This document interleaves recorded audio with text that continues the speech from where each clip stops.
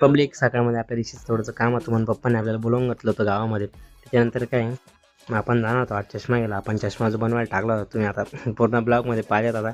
आणि हा जो ब्लॉग आपण नाशिकला चाललो होतो आज, कारण की तिकडे घर भरणी होती आपल्या चुलत मावशीची. त्यामुळे काय आम्ही चाललो होतो सकाळमध्ये बस स्टँडला 12-1 वाजेला. बस तर खाली होती पब्लिक, खूपच गर्दी होती बसांमध्ये. आम्हाला एक बस भेटली ती खूप खाली होती. आणि चष्मा कसं वाटतं पब्लिक आपल्याला कमेंट करून नक्की सांगा. मग काय रस्त्यात जाता जाता आम्ही मस्त खाल्लं पिल्लं वगैरे असं नाशिकला वगैरे पूर्ण रिक्षा करून चाललं गेलो आपल्या मावशीकडं.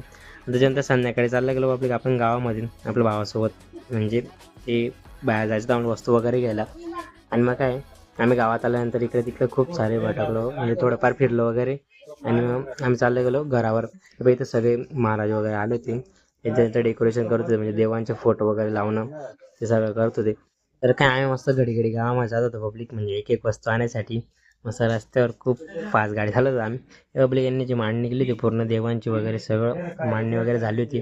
आम्ही काय रात्रीचा टाईम होता म्हणून आम्ही जास्त वेळ थांबलो नव्हतो तिथं. 10-1 वाजून गेले आम्ही तरी.